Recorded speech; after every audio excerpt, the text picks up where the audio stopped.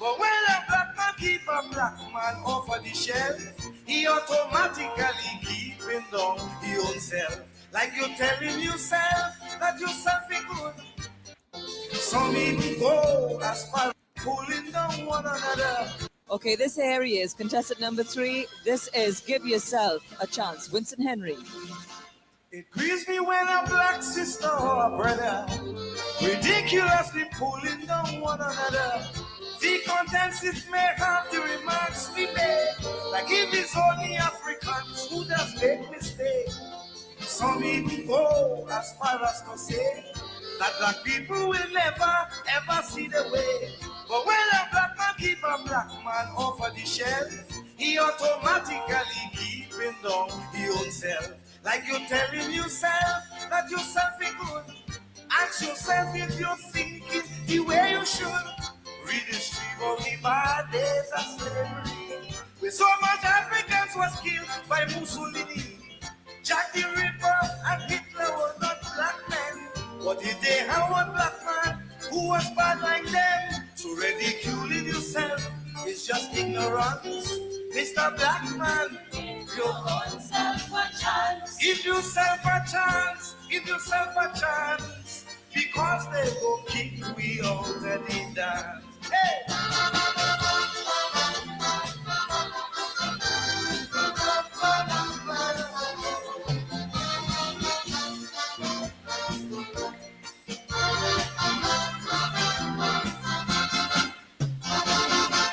Love yourself first and take some examples from the other races that live with the people.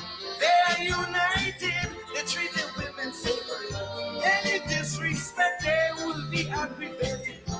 So Afro treating, hear what you must do. Try your best to treat your people the same way too. Help a brother or sister if they're falling down. And don't laugh when you see them flat on the ground. Like you're telling yourself that yourself is good. Ask yourself if you're thinking the way you should. BNM supporters, yeah, trip they go. I wonder why they want Patrick Malin to go. But the other races is thinking this way.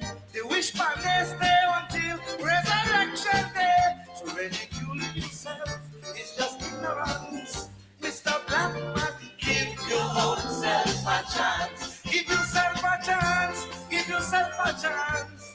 Because they will keep me on the leader. Hey!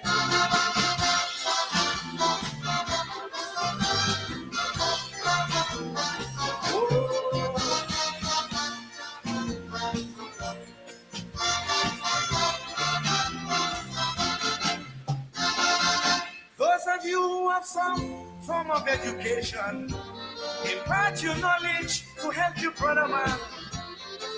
Don't assassinate his character, only to prove that you are superior. Not like the MP for Tobago East, who always describe his people like beasts. He always this man, he loved to attack, like he vexed with the father for making him black. Like you're telling yourself that yourself is loud. Ask yourself if you think it the way you should. Read history about Marcus Garvey, Macanda Daga, and Walter Rodney. And respect yourself in all that you do. Nobody in the world will do that for you. So ridiculing yourself is just ignorance. Mr. Black Man, give your own self a chance. Give yourself a chance. Give yourself a chance. Because we go end up lasting in dance.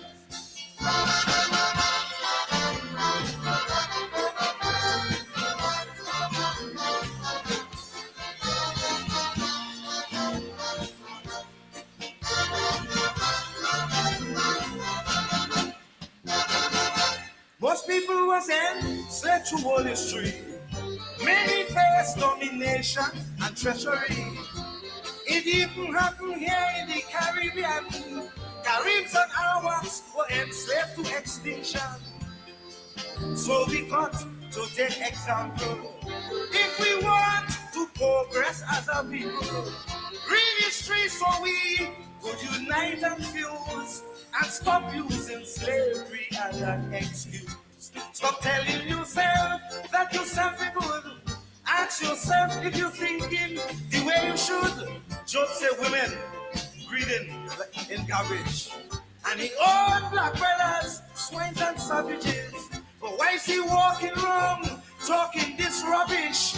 No Indian will say that about rubbish. So ridiculing yourself is just ignorance. Mr. Blackman, give your own self a chance. Look, try and learn fast. Don't try and learn fast. Because fast will put a kick in your ass. Help my brother or sister if they're falling down. And don't laugh when you see them flat on the ground. Like you're telling yourself that yourself is good. Ask yourself if you're thinking the way you should. BNM supporters, ain't they go. I wonder why they want Patrick Malley to go. But the other races ain't thinking this way. They wish man they stay until resurrection day. So ridiculing yourself is just ignorance. Mr. Blackman, give your own self a chance. Give yourself a chance. Give yourself a chance. Because they will kick me off the leader. Hey!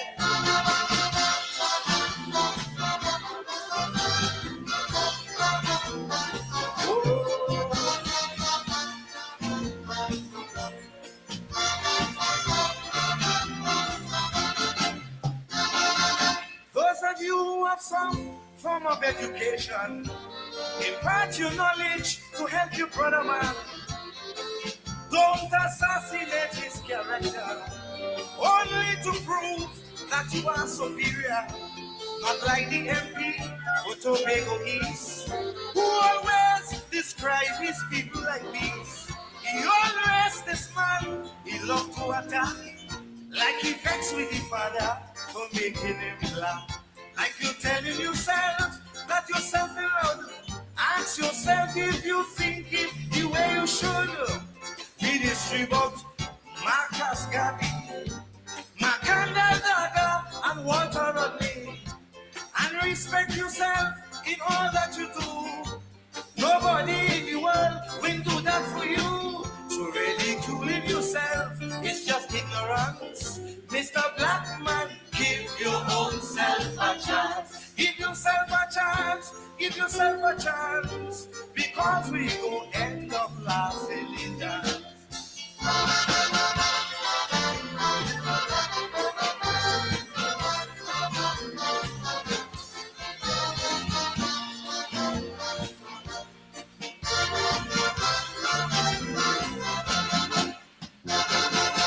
Most people was in sexual history. Many face domination and treachery. It even happened here in the Caribbean. Caribs and Arawaks were enslaved to extinction.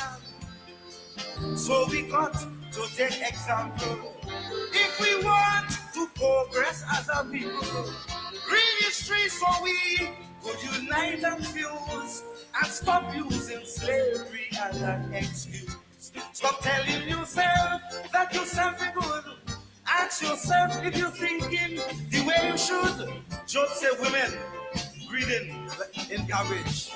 And the old black brothers, swines and savages. But why is he walking wrong, talking this rubbish?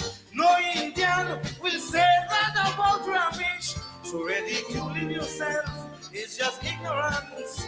Mr. Blackman, give your own self a chance. Look, try and learn fast. Don't try and learn fast. Because fast will put a kick in your ass.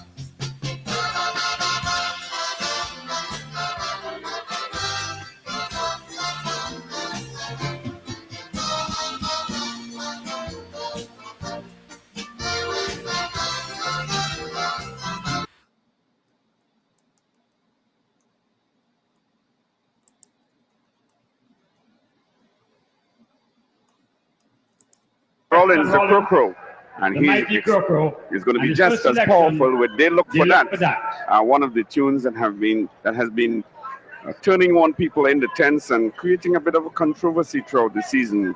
Weston Rollins not afraid to sing these type of topics and really turn people on or off, as the case may be, depending on which side of the fence you're on.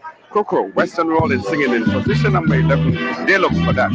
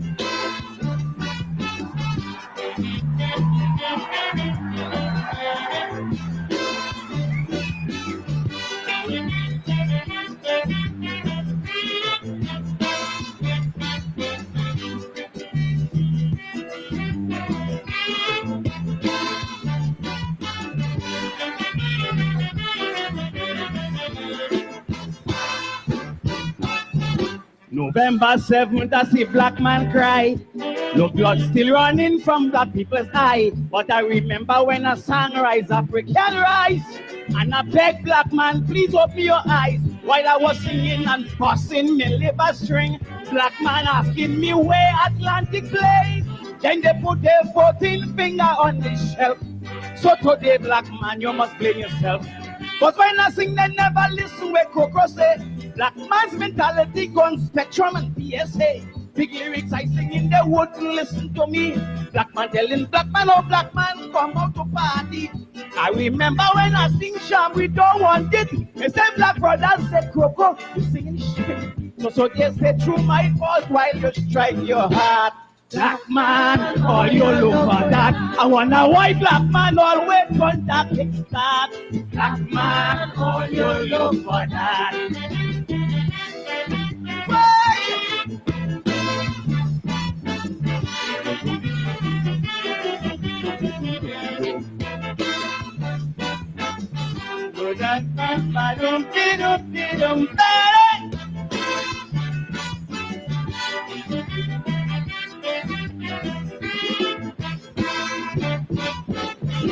A man on a charge for interfering. Black man, all you still go and vote for him. Black man, how on earth you could condone this? Your daughter might have to work in this man's office. Then imagine this sex silver-headed pest.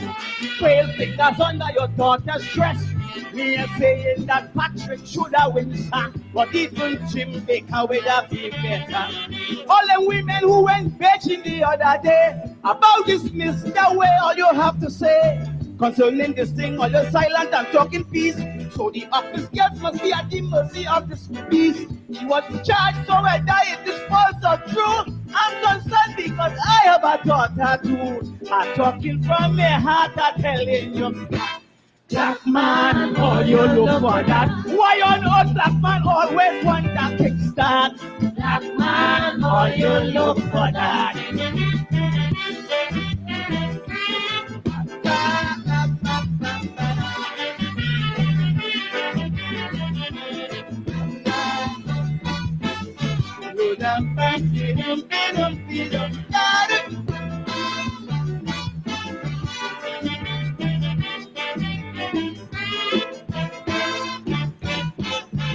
Tobago, I was really annoyed with you, but I realized all you get too.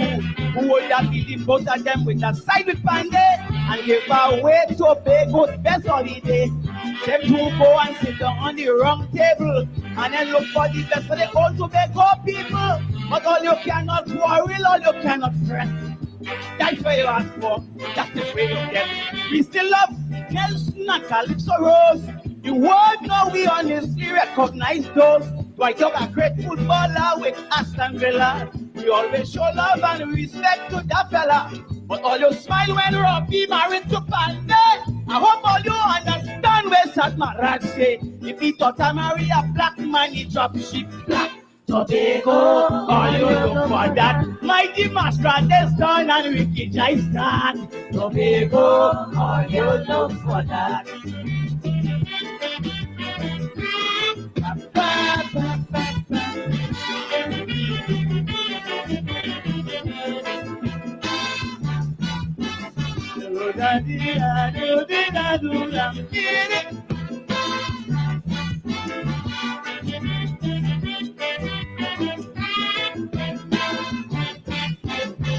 Remember slavery on the plantation. Master used to use a black man to be black man. So when I hear something, I got a pain. I say, oh God, black man go beat black man again. But black man give black man soup. But black man want harm. Black man intention is to pressure his own black man. He give them soup, they say he treat them like an outcast. So now black man takes more care. At Robinson on behalf of the African. With 2 seats first, you had the ball in your hand. I spoke to Leroy Clark and Capra Cambon. And up to now, them can't understand where went on. You went and was knighted up in Africa. But to your black brother, you prove a traitor. If Abu Bakr return and the shooting start, Ata, all you look for that. And if your daughter should cross the big man's path, Ata, all you look for that. Thank you.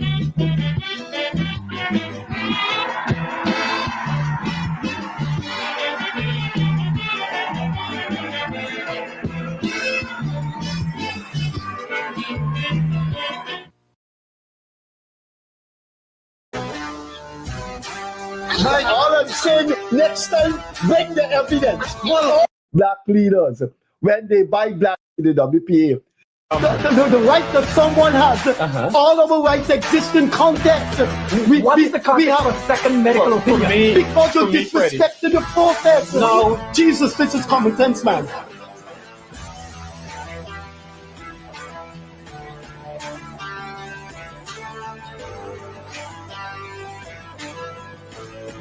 Any situation which you see in the field, you're just dealing with Afro-Guyanese issues.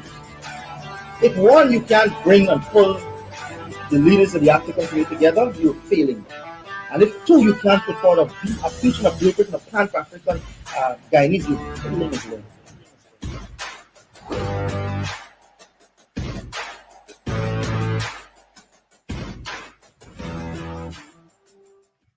Hi there. Pleasant Monday evening to you. Just in case you missed last Monday edition, we have switched from Friday to Monday for the call-ins to accommodate the Seventh-day Adventist position of Leonard Craig.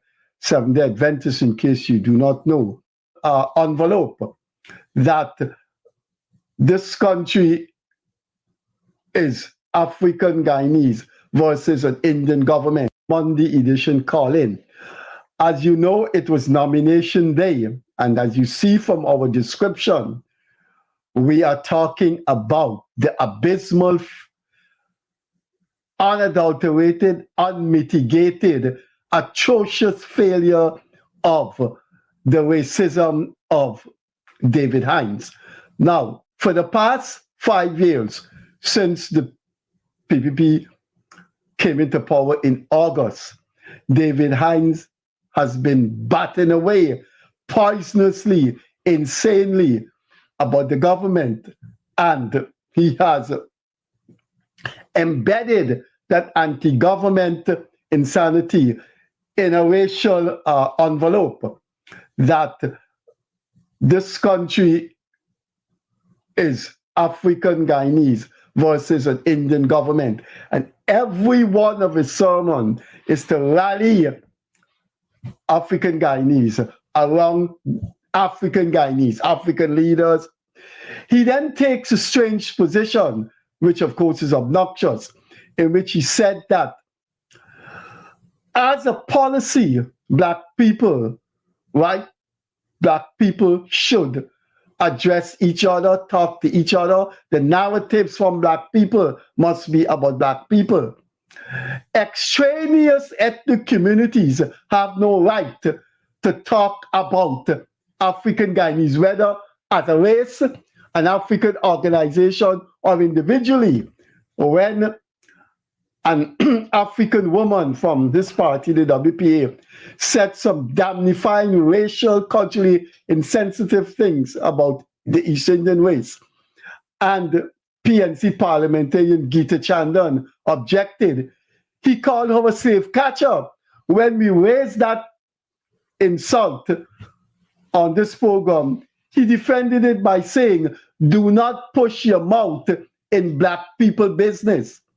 So what is David Hines telling Azzuddin Mohammed?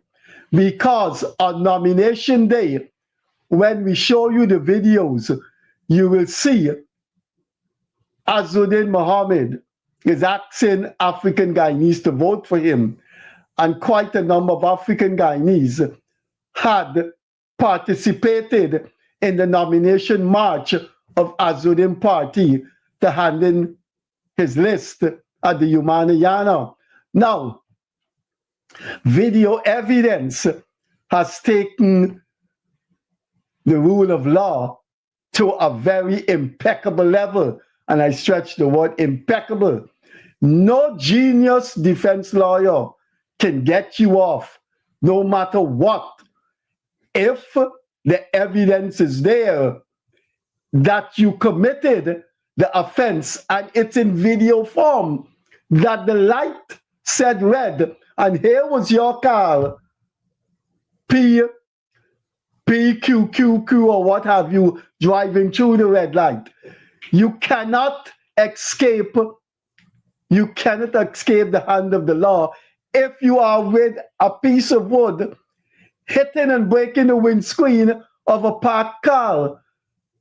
The video evidence is there. No genius of a lawyer can get you off. What the lawyer can do is persuade the judge or the magistrate not to be draconian in the sentencing.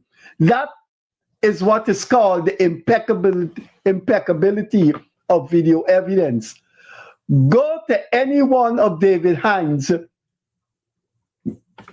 social media outlet. I think he does it maybe every night, 4 times a night. And you will see the constant appeal. The African Guyanese to stick with their leadership. And any African Guyanese, including co-host Leonard Craig, who move away and is associated with another ethnic group, he has a whole set of insults for them. Look at the people surrounding Azzuddin Mohammed. Against 5 years of David Hines telling black people they must only follow black leaders. When they buy black pudding, it must only be from a black vendor.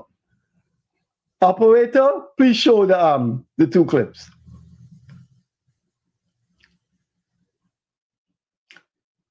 Look at those personalities. Take a very good look at those personalities.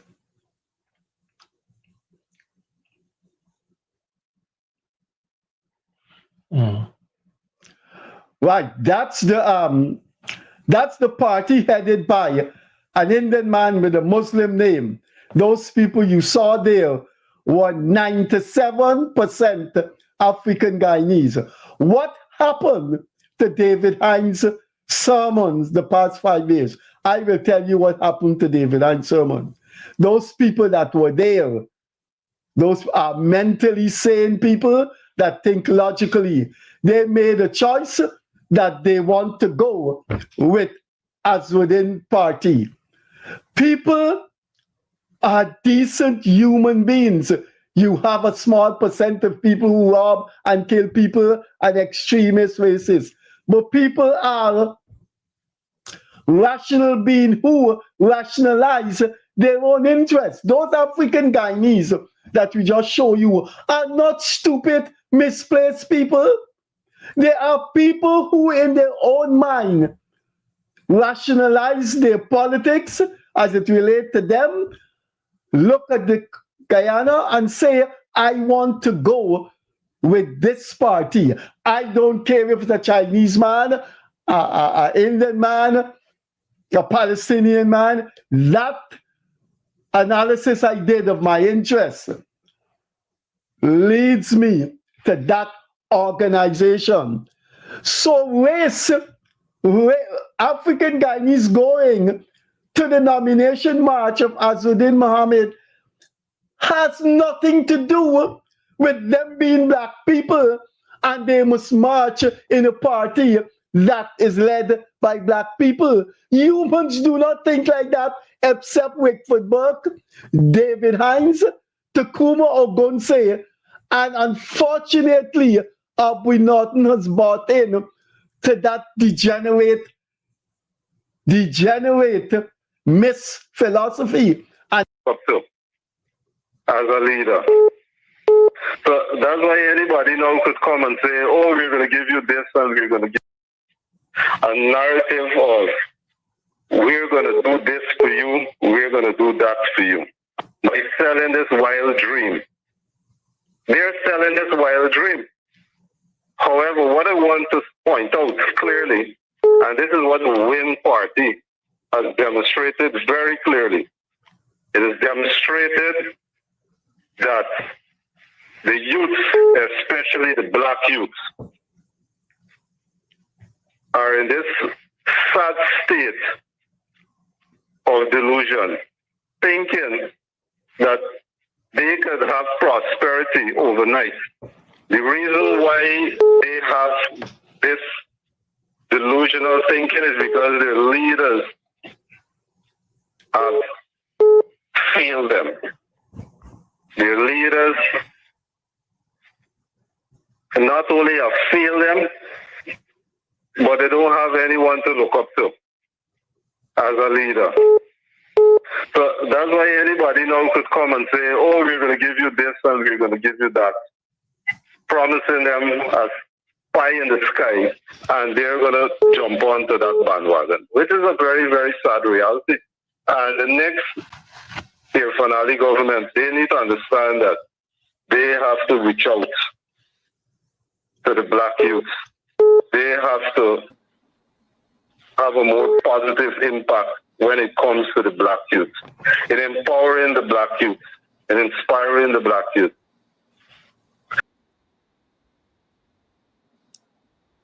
Good evening.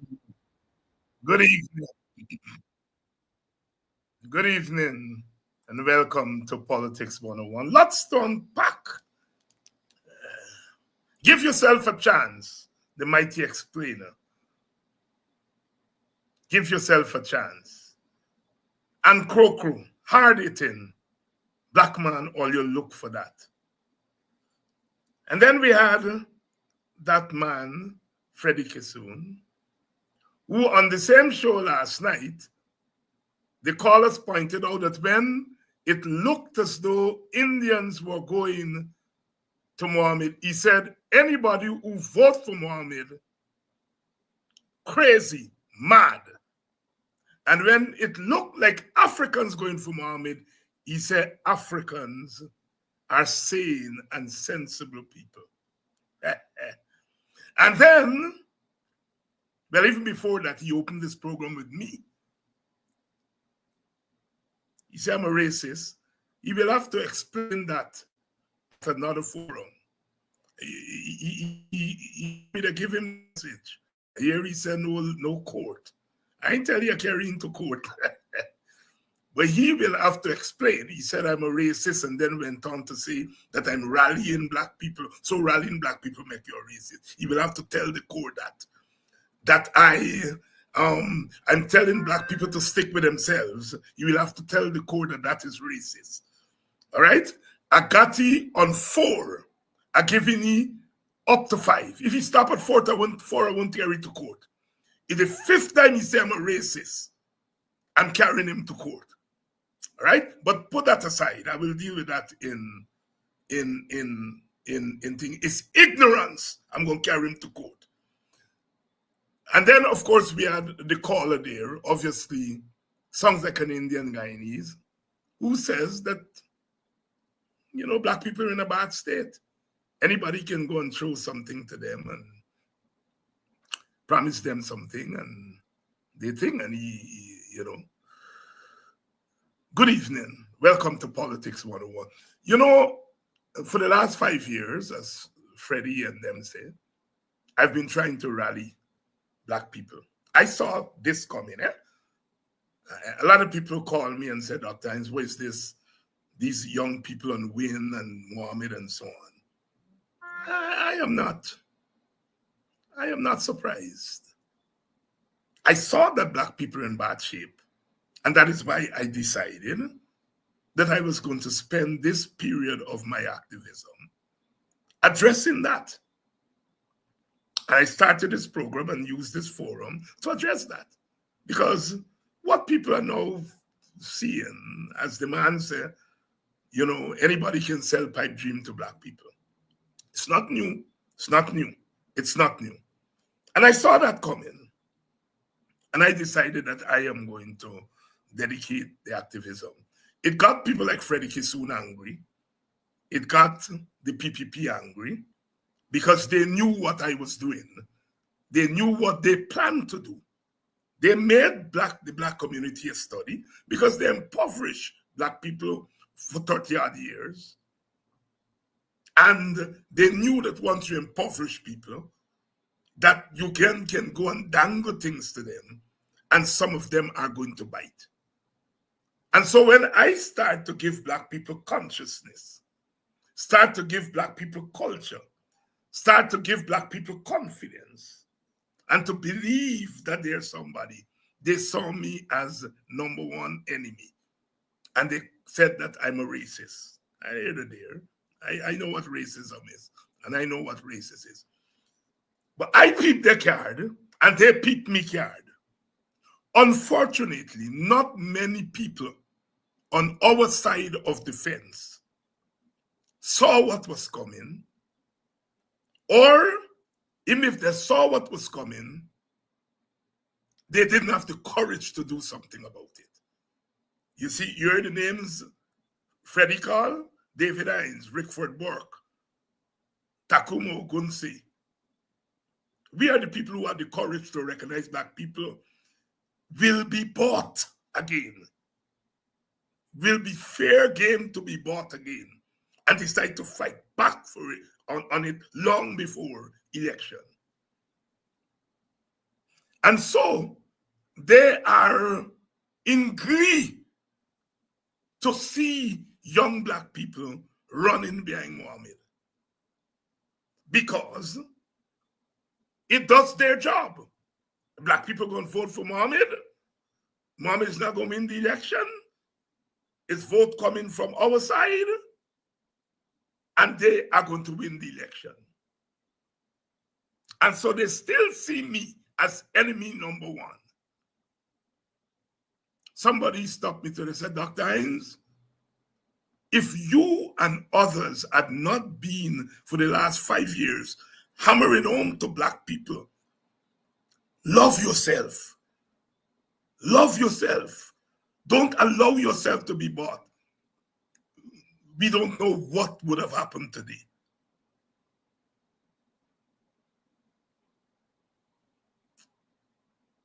We saw it coming. You don't impoverish black people or a people the way that the PPP has impoverished. It's a plan. They planned it well. You impoverish them, and then you go and dangle anything to them, and they're running. Young people from Buxton, a couple of them, I understand, were going with their blue jersey.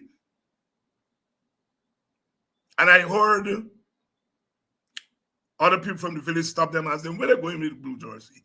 They said they hear Mohammed giving away 100,000. Don't worry, we vote there with the APNU, but they give you the jersey, and they say if you wear the jersey, you'll get 100,000. And they put on their jersey and go for 100,000. You understand? what that caller on that program is saying is largely true, which is black people are in bad shape economically. And when they're in bad shape economically, then they become vulnerable. And it is that vulnerability that was on display there. Now, the PPP thought that they were going to do what Mohammed has done. But apparently some of the young black people determined, they know they don't want the PPP to go back. So insofar as they're looking for money, they're looking for the PPP money, they're looking for Mohammed money. Now, understandably, some of our people are panicking because optics matter. So if you see a couple of thousand black kids decked out, Mohammed, you panic. Right? That is understandable. You know, it takes 5,000 to 6,000 votes for a seat. We don't know how many of those kids will actually vote for Mohammed. We don't know. All right? But you can come to the conclusion that some of them would. Right? But you see the point. The point is that you can't wait until election to then go and give people the consciousness. The consciousness has to come long before the election. And that is what I have been doing. And the PPP and the Indo-centric people, they all knew what I was doing. And that what I was doing was upsetting the apple cart. And they decide to call me a racist. And on our side, we then, much of our leadership gets scared because the black leadership, black political leadership, the black political establishment, the black middle class, they allow themselves to be beaten down on the race question. And the PPP, anyone who say race, they beat them down. I remember when I first started this program, Sister Manso was on this program, and she made a very true observation.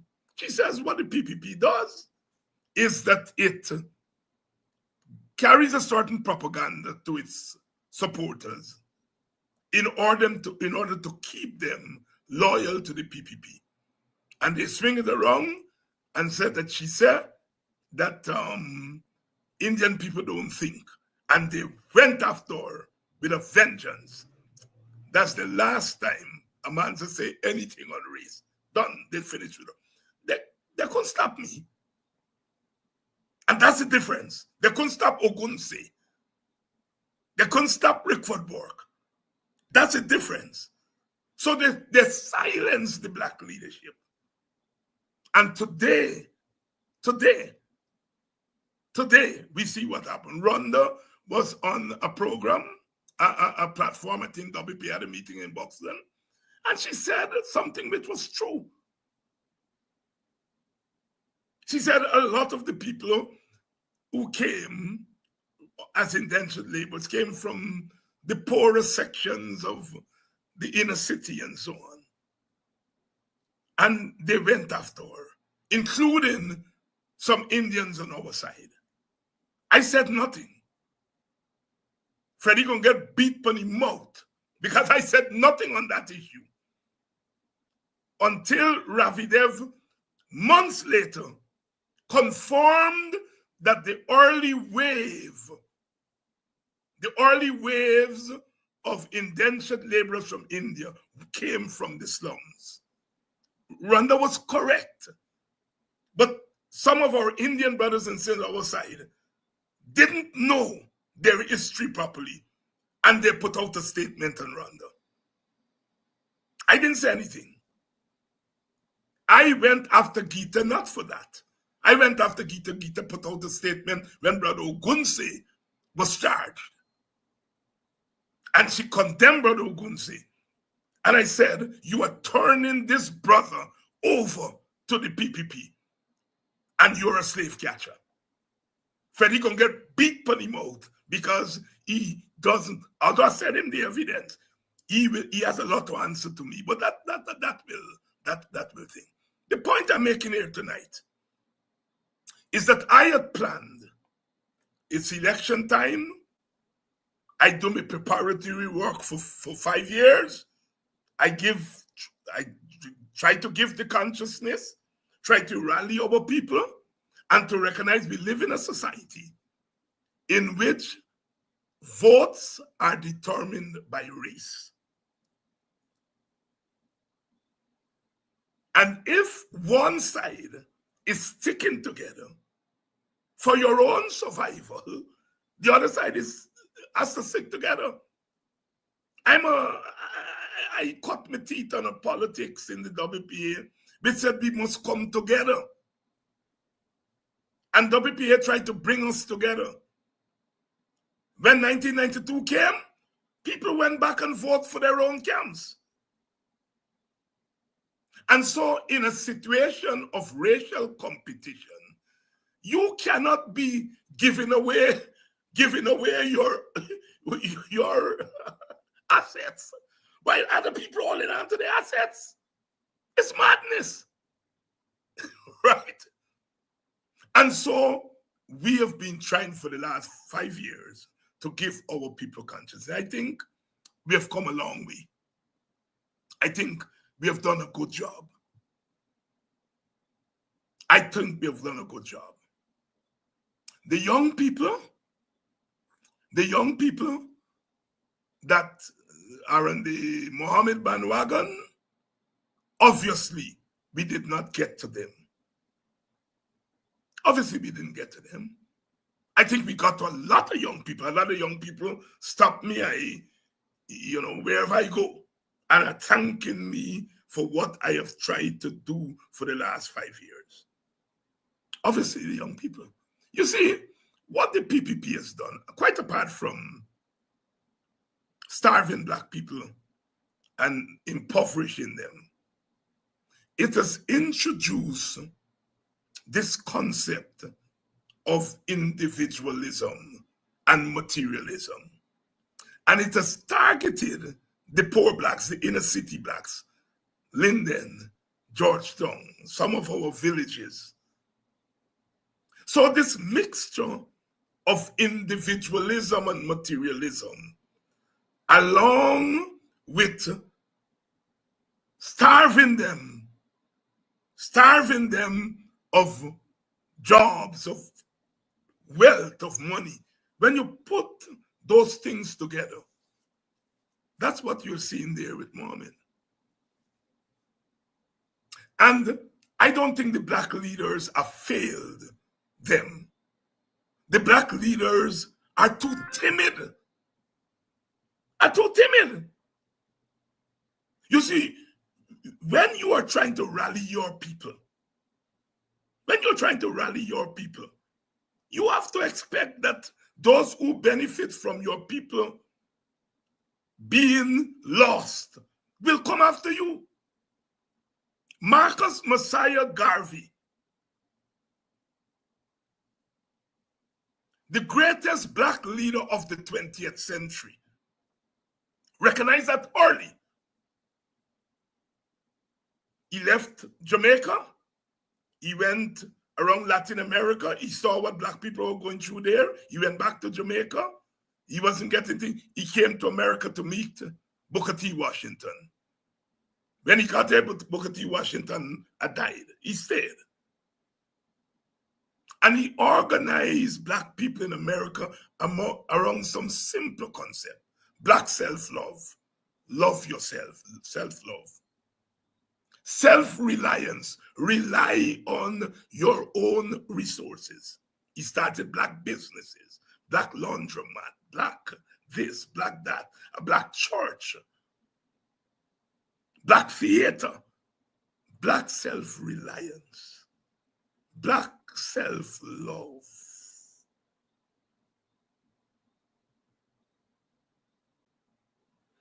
He said race first. He said there are many things about Black people in America, but the most important thing is their race. They're judged by their race.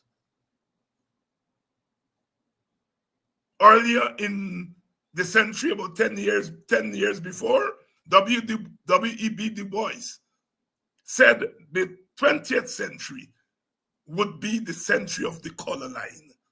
Garvey came and he said the same thing. And he said black people must organize as black people. They must start black businesses. They must rely on themselves. He started the Black Star Line, where he bought ships. They would take goods to Africa, sell them in Africa, bring goods from Africa to America, take goods from America, come to the Caribbean, sell, and take the Black Star Line. Big business. He started laundromats. He started all kinds of things. Black self-love, black self-reliance. And of course, the people who then benefited from the fact that black people do not rely on themselves, do not organize among themselves, they throw him in jail for mail fraud. They said he was soliciting money over the mail, trump-up charge, and they jail him and then deport him to Jamaica. Only last year, he was finally pardoned by Joe Biden. What I have been preaching, according to Freddie, he's so ignorant of black history, is not anything new. Garvey, long before me, has been preaching that. I have not been preaching anything new. And any black leader anywhere in the world who is worth his salt or salt ought to preach those sermons. But our leadership are so timid. They allow the PPP and the Indian century to frighten them. And so they don't talk to the people about their identity. And how important identity is. Do I think those young people who were there with Muhammad don't understand the identity? They do. But they don't think it's important because they don't hear it hammered in their heads every day. And so, now it's election time. Now is the time when our people need that consciousness to inform their vote. We think that some of them have decided to deliberately put that consciousness behind them, or some of them don't have it at all. You see, we cannot be one-dimensional as a people. No other race, no other ethnicity in the world is one-dimensional. Of course, there are poor black people, so we have to talk about class. Of course, there are black women who suffer as women, so we have to talk about gender. But there are black women, black children, black men who suffer because they are black.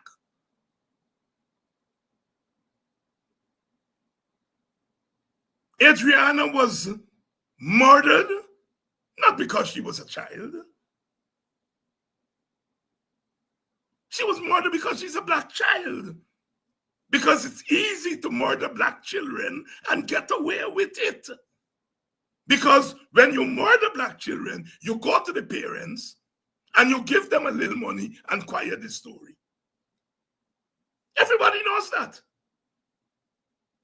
So, Adriana was murdered, the PPP covered it up. But even if the PPP didn't cover it up, they would have gone to those parents, give them a little money, and cover the story up. Everybody believes they can go into the black community and take advantage of their vulnerability. You can kill the police or the rogue police, because I want to be very careful. I'm not talking about the vast majority of policemen and women. The rogues would kill a black person and know that they're going to get off. This one here, who get it 25 years, He only get that because his election, they make you a sacrificial lamb. If they get back in power, they're going to find a way for he come out of jail. He won't serve no 25 years. Once they get back in power, he's not serving 25 years. So, all these people know that black people are vulnerable. They call us were abusing Freddie Kissoon there. And they say only last week you're telling people that if they vote for Mohammed, they're crazy. But now you see black people. You don't see Indian kids. You see black kids and you say they're sensible. So, brothers and sisters, I have to say, we are justified in recognizing where our people are and recognizing that you cannot divorce politics from culture. Garvey understood that. Garvey was very clear. He said, when I look in the mirror, they say that God made man in his own image. He said, when I look in the mirror, I see a black man. So God has to be black. He didn't think, he didn't go wrong with too much niceties and reason and all those things. Black love, self-love, love yourself. If you don't love yourself, who's going to love you? If you don't love yourself, how you can love other people? Black self-reliance. If you live in a community and you're taking your money out of your community go and biting somewhere else, how are you going to develop your community economically? You go out of your community to buy what your community does not produce. Garveyism. Your community produces something. You buy it there. What it does not produce, you go outside and buy. You trade. That's trade. But Economics 101 says that you first of all produce for yourself and then you sell the excess. Trade. And what you don't produce, you buy from outside. I am not telling black people don't buy from Indians. I buy from Indians. What I'm saying to black people is that if something is selling in your community, even if it is a $20 more in the next community, buy it in your community. Because the gas you will burn to go to the other community is going to be more than $20. And when you spend it in your community, that money turns over one time, because when you buy greens from the greens lady, that same money, she can go to the hairdresser and spend the money for the hairdresser. And the hairdresser, when she got that money, she will go and buy she grocery. So the money, your $100, $200, $2,000 is turning over in your community. So when is the child has to go and play basketball in America and the mother going wrong for us to donation? She doesn't have to go outside the community because money is circulating in that community. I asked the other day, I said it here on this program, I wanted a battery for my rim car remote. I said, anybody selling it? No, that time. You gotta go somewhere else. So I had to go and buy it somewhere else. Them thing today, they little by the Steve, your rear view mirror and your side mirror, they say you got right thing on it. I said, can anybody just do that in the village? No. Where you gotta go? You gotta go at such and such a place. which means that the money I am spending on those two simple things is circulating in another community and not in my community. Self-reliance. And every community, whether it's Amerindian, Indian, Chinese, Portuguese, African, you start first by circulating your money in your own community. If your neighbor selling garlic, why, it's convenient. Your neighbor just there, you buy the garlic there. But yet, when I sought to instill that, they said, David, I don't want black people buy black pudding from Indian people. And my point was not buying black pudding from Indian people. If you live in BV, and BV is an African community, every little corner you go, that black pudding and sauce. Buy it there in your community. There are Indian people in this community that I live in Buxton. They're Buxtonians. I buy from them. Because my thing is not the ethnicity. It is where you live. And if there are Indians who live here, I am not leaving Buxton to buy from an Indian in Buxton, leaving and going to buy from an Indian in Enmore. I am a crazy man. Yet, they lash me and call me racist. And our leaders ran for cover. Every time they think, can you condemn Dr. Hines? And that has played in to the spectacle that we saw there.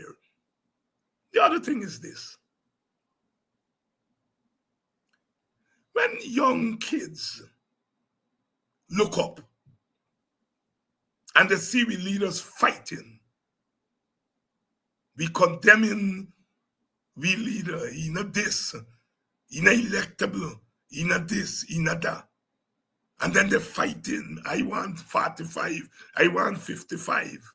And the other side, they're fighting. I'm sure they get a disagreement. But it's not in public. They're fighting 55, 45. They're not saying Ali is not electable. I am not saying that they don't have problems. I'm sure they do.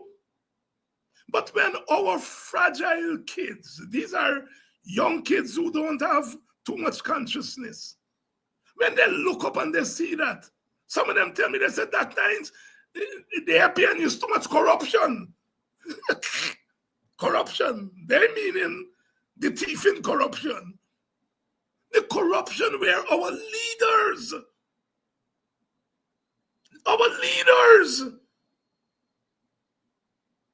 fighting each other in public, can't even agree on a thing.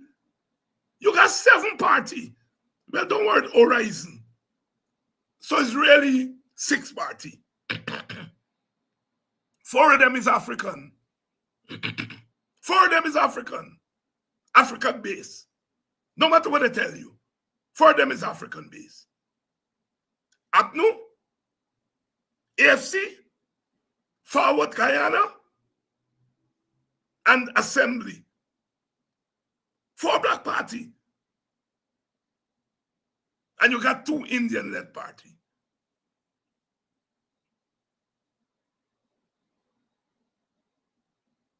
When your young people were fragile,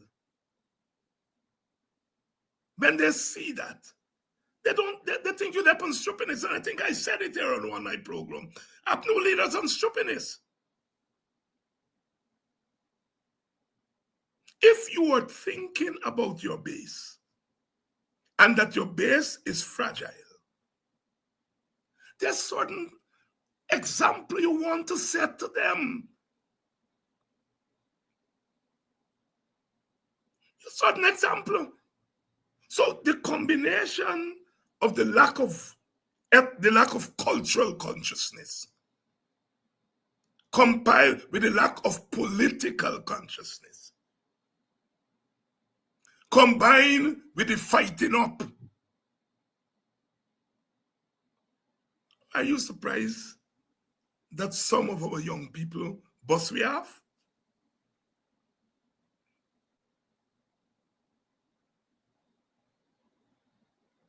You see, Amanza said something yesterday. She said she's not for the optics. She's presidential candidate. Apostle is prime ministerial candidate. What she mean is that she get an all-black slate. All right? All right? It's a significant point she's making.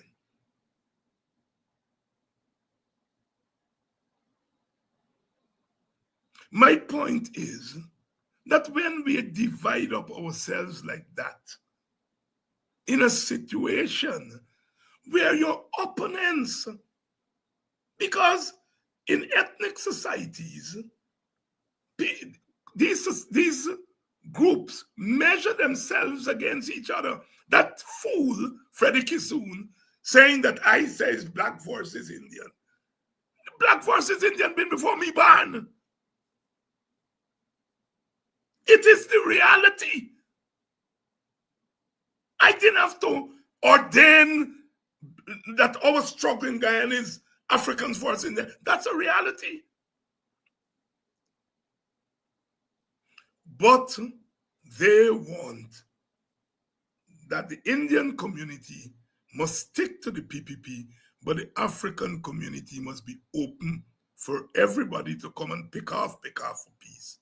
And in a winner-take-all system, African people will not see their own in leadership.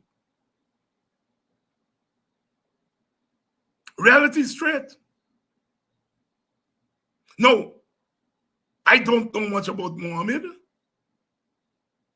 I understand the Muhammad appeal to black youth, especially inner city youth, money, because that's what the PPP has done over time, to make these young people believe a little bit of money.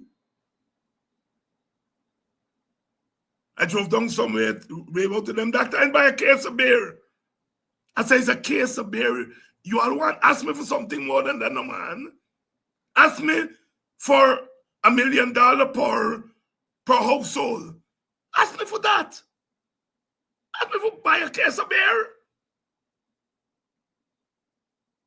No, I'm not condemning our young people. I'm saying that the PPP over time has socialized our young people to believe in a small freck. Those young ladies that say they vote in AP and you'll be able to put on the jersey because there is $100,000 get. They've reduced us to $100,000 people. You can't go in the Indian community and get them licked down themselves for $100. Muhammad can't go to Indians and tell them, I'm going to give you $100,000 for come put on a jersey. They're going to tell you, you better put $1 million. You better build a house. Right? Our young people, over time, the PPP has made them into small-time hustlers. First of all, you starve them. You starve them. And if you starve them, then what happens? They're going to look. They're going to look for whatever they can get.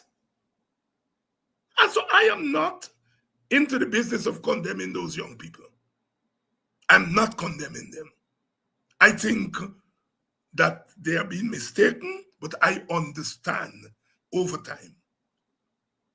The PPP has over time socialized them to think that all they're worth is a little motorbike, perhaps a car. Now they're giving them a little contract to weed, road, and so on. And our leaders, sometimes very recklessly, all of us do it, I don't do it as much. We said to them, take the money. I don't like that line at all. Tell them, I agree to tell them, look, what the PPP is doing is what governments are supposed to do. The nomenclature of take the money, they read that to mean go up on the hustle. Whereas our leaders in telling them take the money and telling them go up on the hustle. What we are telling them is that the money the PPP is giving is not their money. It's your entitlement. But once you tell them take the money, then they read that to mean go on a hustle. So I want to make it very clear. I would, when I look at those pictures of those young Africans running behind Mohammed, clearly they're not thinking race. Clearly they're not thinking removal of PPP. What they're thinking is their own self-interest, that they're prepared to sell their votes. They're prepared to sell it. That's what they're doing. I think they have some degree of racial consciousness. They know that they're suffering because they're black people. They know that. They know that. I think generally they know that. But they don't think that that is premium right now. What is premium is that they're hungry, they don't have money, in a world where materialism is being floated at them, and so they take what they get.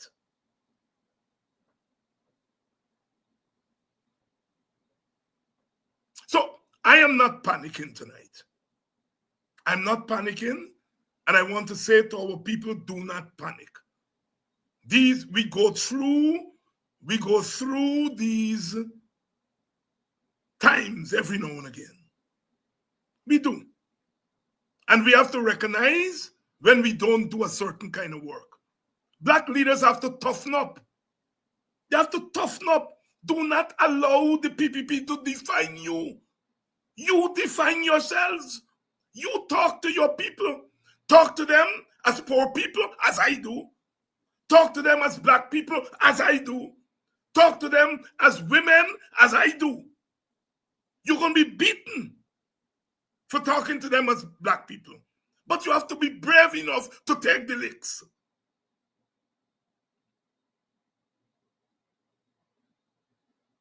I had said, look, I do me heavy lifting. Now is election, you got to come vote. Because that's what election is. You have to come to vote. Election is not, you do the consciousness work before, and the consciousness work give you the vote. And you now got to come to vote. But after what we saw there yesterday, which went against the grain, many people, as they do on the program last night, because they think it's a defeat for me, because black people are going behind an Indian leader. They think it's a defeat for me. It's not a defeat for me. If you got 10 picnic and you give 9 of them the consciousness and 1 and get the consciousness, that's not a defeat. That's not a defeat. I think we have given more consciousness to our people, that we have benefited from that consciousness. And now, in this election season, we must reap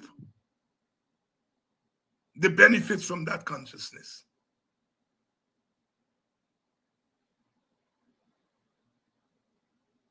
We must reap the benefits from that consciousness.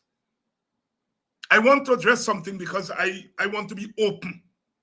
I want to be very open with my politics.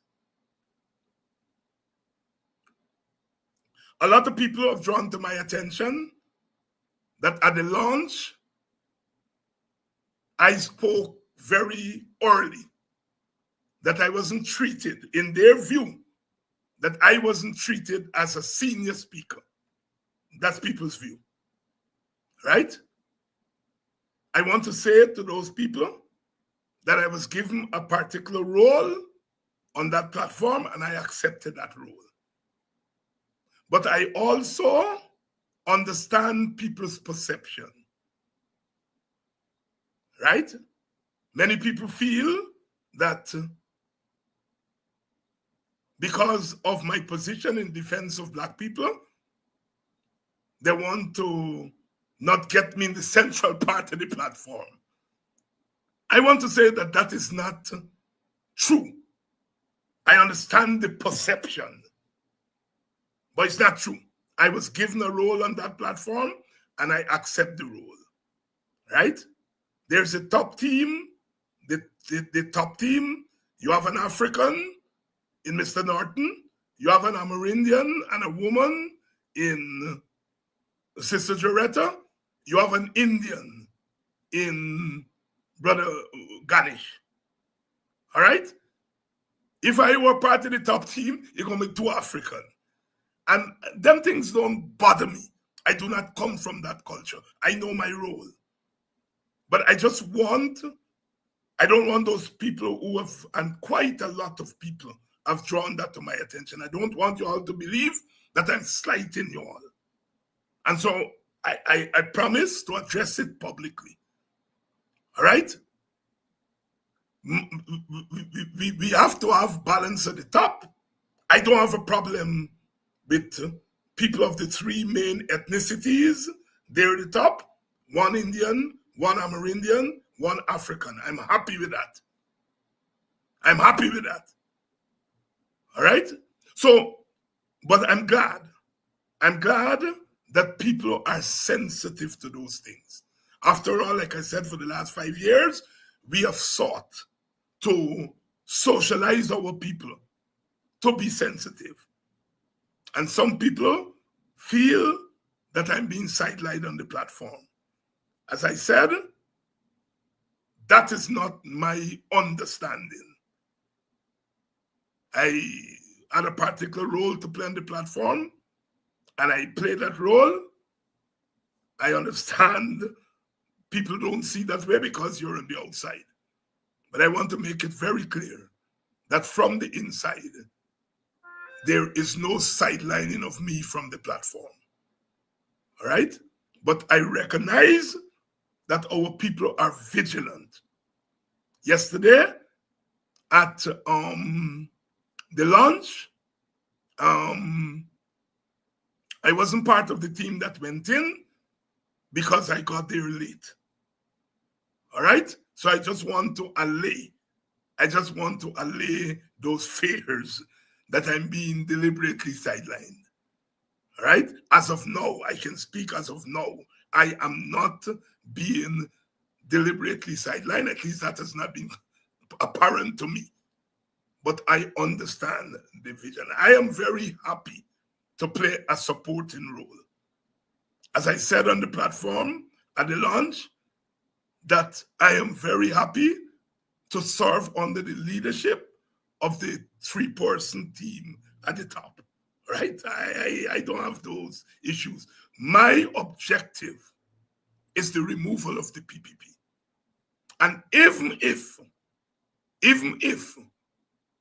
they may be sidelining me and I may be blind and not seeing it, that don't move me too much, all right? My objective is to remove the PPP from office and be of service to our people. Many people yesterday, as I walked through the crowds at the launch, at the nomination itself, and at Congress Place, asked me to please keep my promise not to forget them. These are our people who are out there in the hot sun. And the vast majority of them ask me to keep my promise. It's a promise that I made at the public launch, I made that promise not to forget our people, because many people felt we forgot them the last time we were in government. And to some extent, that was true. And this time around, I have presented myself as the vanguard in trying to ensure that that does not happen this time around. I don't want our politics to be all kind of big secrecy, and so I'm addressing these issues publicly. I'm addressing these issues publicly. All right? I think we had a good launch. We had a good, excellent launch, an excellent nomination show, and now it's time for the road. As I said, my party is committed to the coalition. We are the only group in Thing That Mattered that stayed firm.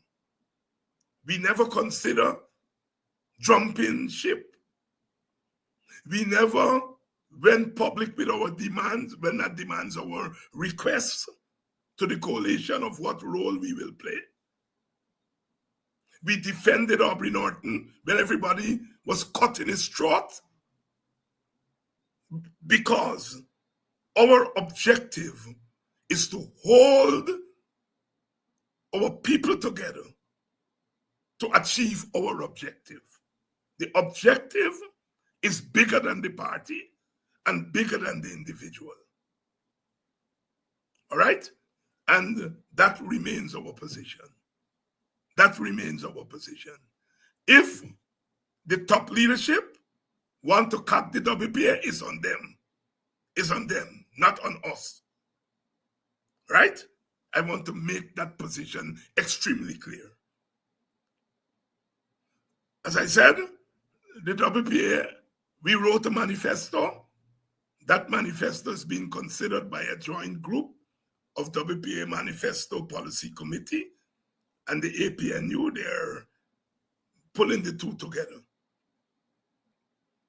WPA is going to help the campaign by being on the APNU platform and supplementing that APNU platform with some WPA meetings of our own.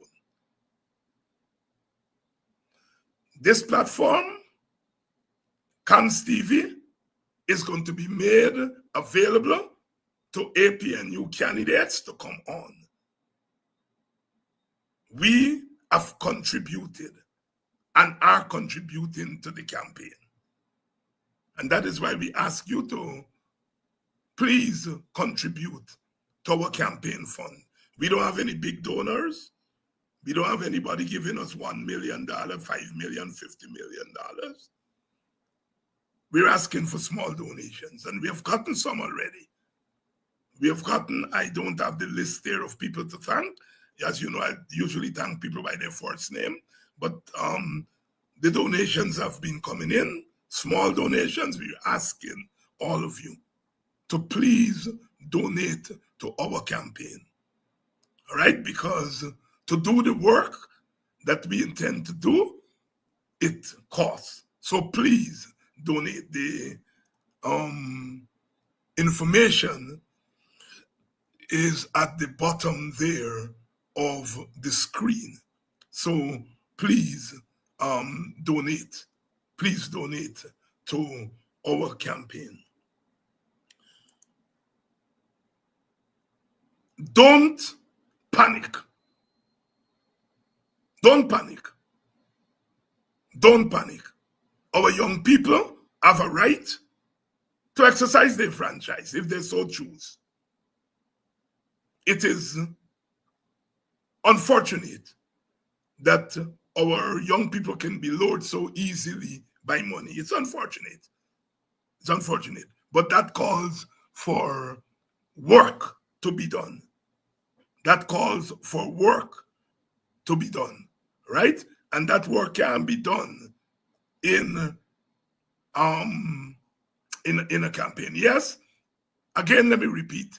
I was not part of the team that went into the Humanayana yesterday because I arrived after they went in. The leader spoke to me afterwards and said he was looking for me. But when they were going in, I was not there. So I noticed, like some people may not have heard me, right? I appreciate the vigilance of our people. I appreciate your vigilance and that you are noticing these things, right? That I spoke very early at the thing and I wasn't up at the top with the big speakers. I'm glad that people are vigilant and they're noticing those things.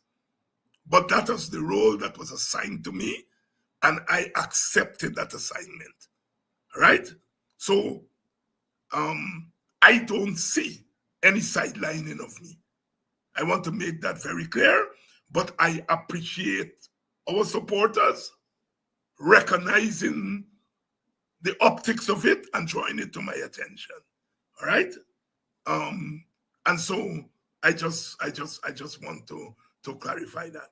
Our next big rally is going to be in Melanie on Sunday. We are preparing for it here on the East Coast. And a lot of advertising is going on. And so I'm urging people to come out to the rally. Those of you from the East Coast, you are expected to fill that rally. Of course, these days, people come from other parts of the country. But it is the people of the East Coast who will have to fill that rally, the numbers at that rally. I am happy with the way things have gone thus far. Any campaign will have little chinks, and we correct as we go along. But I'm very happy. Many people feel that Aubrey Norton was dead, APNU was dead, and we could not bring people on the road. Clearly, that is not so. Clearly, it's not so. Our people, especially our women and our young people, women and young people, the men are always there. The women and the young people have come out for us. All right? Now it's about bringing out the vote. We have to count the votes. As I said, a vote for Mohammed is a vote for the PPP. That's my clear position. Young people who are hearing me, if you're convinced by my argument, fine. If you're not convinced by my argument, then we'll have to end up like as Crow said, black man, all you look for that. Right? Black man always want to kickstart. All right? A vote for Mohammed is a vote for the PPP. You do not know what Mohammed will do with your vote. You know what APNU is going to do with your vote. You know what the PPP is going to do with your vote. The PPP is going to take your vote, get the power, and then kick you out of the dance, as explainer said. You know that APNU is going to take your vote and champion your cause. Look out for you. You don't know what Mohammed will do with your vote. He said if the PPP do good, he may coalesce with them or support the good things they do. Well, he will decide what is good with your vote.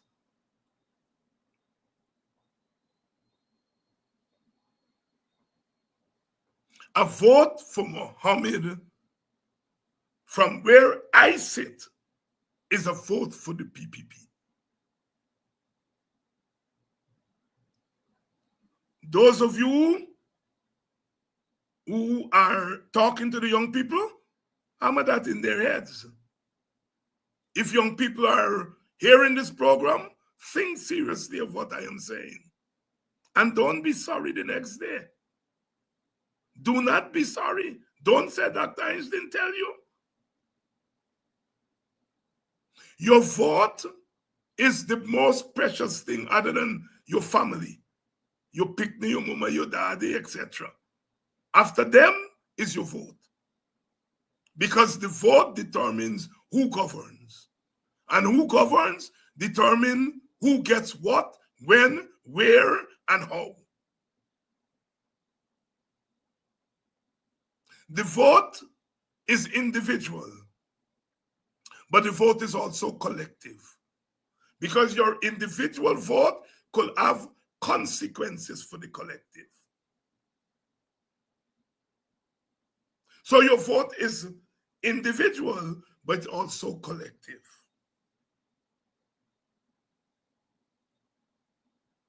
Do not waste your vote at this crucial moment. Do not waste it. Do not waste it. All right? So, sisters and brothers, that's my position. I am not condemning those young people, and I encourage you not to do so. Don't condemn them. Hold their hands. If you can talk to them, but don't condemn them. Because they have gotten to that place because of a systemic and institutionalized form of marginalization by the PPP. A 22-year-old was born in 2003. That 22-year-old don't know about the phantom.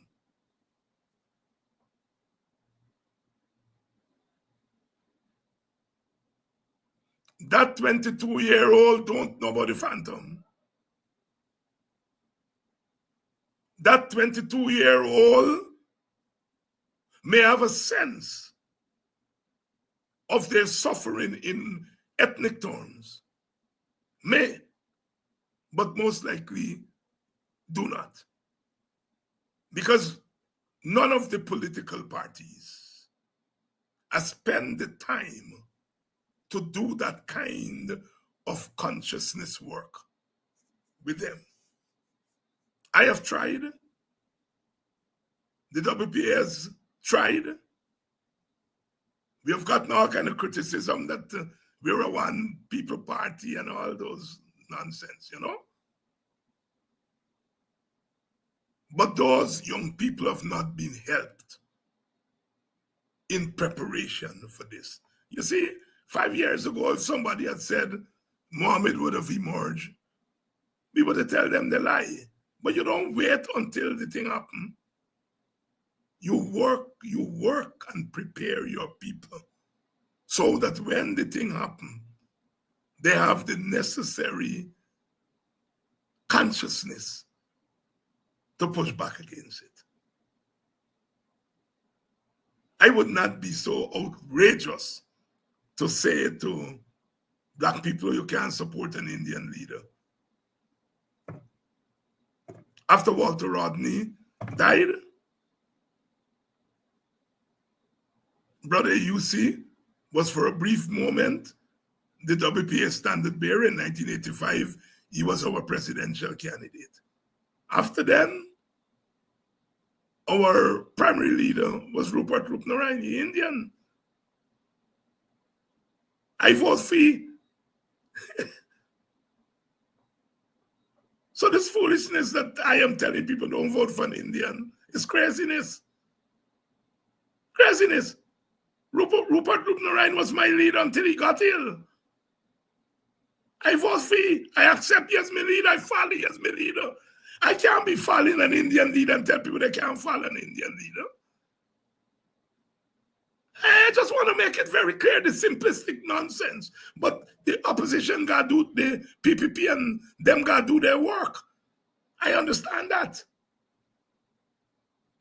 What I am saying is not about the leader.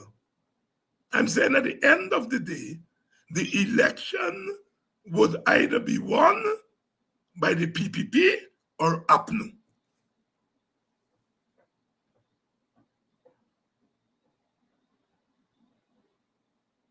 the elections would either be won by the PPP or APNU,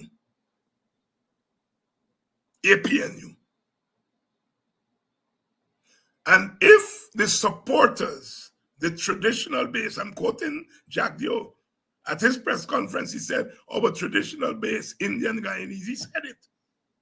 And I'm saying our traditional base, Afro-Guyanese. I'm matching Jack Dio. Right?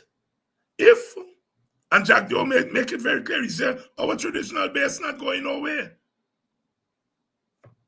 They're not going.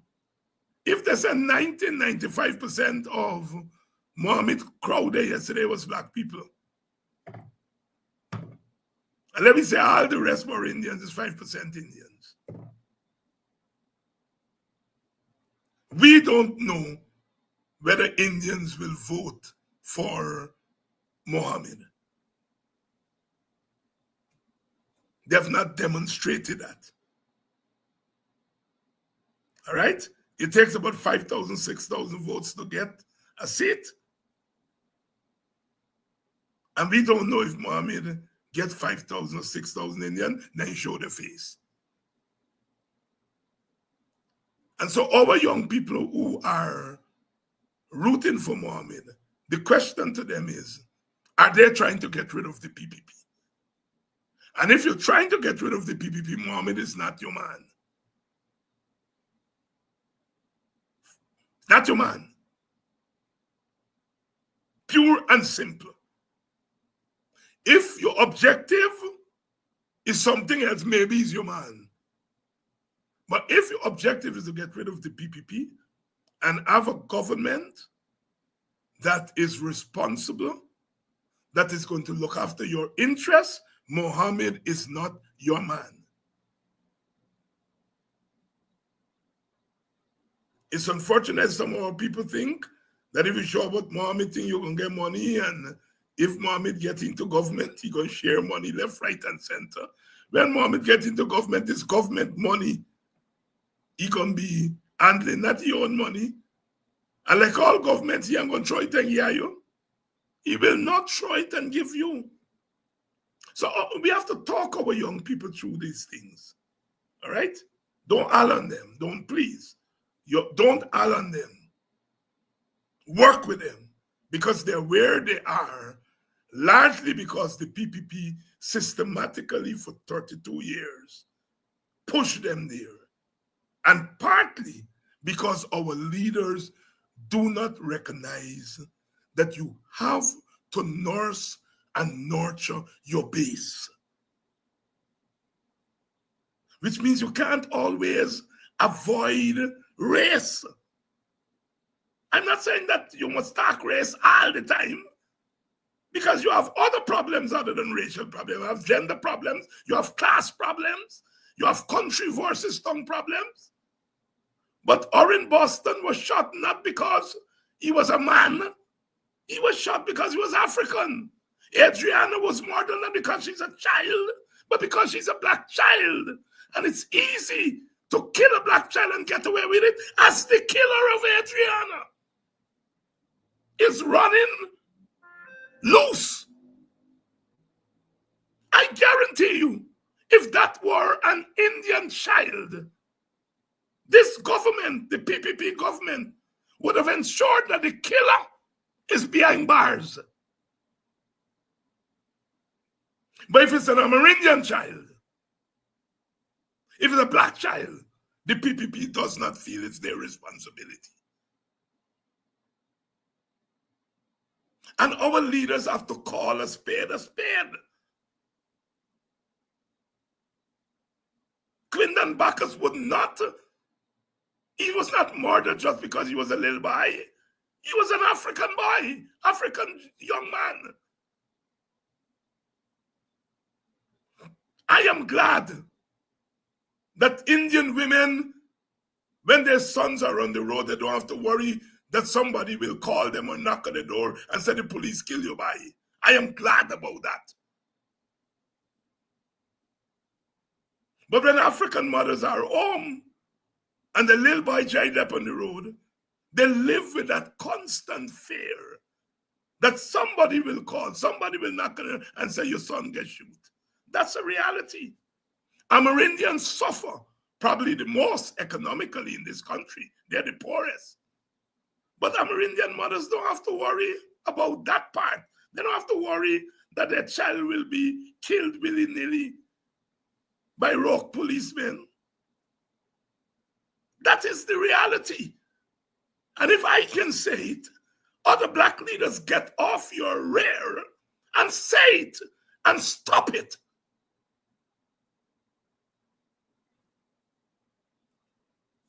Don't be worried. Or they call you racist anyway. Anyway. And our leaders have to toughen up. Toughen up. All right? So, we have said, excuse me, we have said a lot tonight. And I think we have covered a lot of bases. Let us go out and win this election.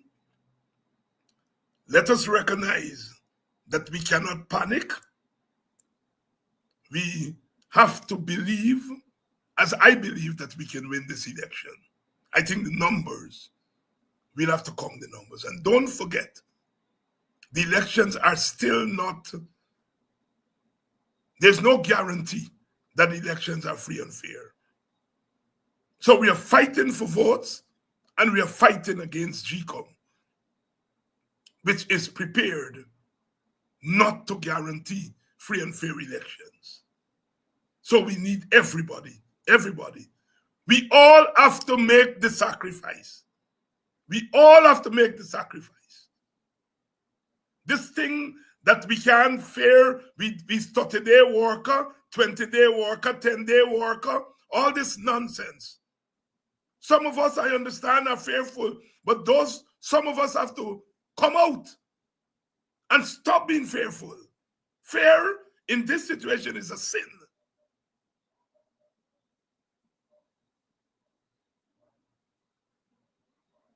So, onward to September 4th. I am not sure whether tomorrow night, we're going to have a program. I have a meeting late in the afternoon. In fact, I have 2 meetings. So if you all don't see me tomorrow night, it's because of those meetings. But I'll try my best to make it. So stand firm. Talk to them, little children. Don't all upon them. Don't all upon them. Talk to them. We may be able to pull back a few of them. I hope we can pull back more than a few. Let's talk to them. Let's be civil to them. Let's not holler at them. They are victims. They are victims. They are victims. So let's bear that in mind. They are our children, and let us not throw them to the wolves. They're already in trouble. Let us not pile on them, but let's talk to them and to try to see if we can pull them back. What's the word? A vote for Mohammed is a vote for the PPP. We know what the PPP will do with your vote. They will take it and continue to beat you. We know what APNU will do with your vote. They will not beat you with it. They are most likely, of all the parties, they are most likely to do something for you. So even if you're cynical about politics, the PPP will take your votes and beat you tomorrow after the election. The APNU, you are certain they will not beat you. They will not kill your children. They will not deny public servants their wages. They will not give public servants 8%. They will not refuse to deduct teachers' union dues. You know what the APNU will not do. And of all the parties, they are most likely to do good by you, especially if somebody like myself is in there, because I'm going to create ruckus if they turn their back on you all. Take my word for it. All right? So a vote for Muhammad, you have to start off by believing it's a vote for the PPP. Because if Muhammad become a factor, bet your bottom dollar the PPP will work out a deal with Muhammad. And the best deal Muhammad can get is to let them sanctions and them charge go away. Hey, the best deal Muhammad can work out is not some stupid thing, is to make the sanctions go away and the charges go away. So your votes will be used to get Muhammad, what Jack Dio said, Muhammad is afraid about going to jail or something like that, or get his ass out of jail. Your votes could well be used to achieve what Jack Dio said. So that's my take on the Muhammad story, right? If young people still, in spite of that, want to go and vote for him, we have to live with that. We have to live, but we don't have to start off by living with it. But if that is what happened, we have to live with it. They are our children. They are our children. Again, but we must not do like what Crow said. Black man, all you look for that the morning after. Let's do it now.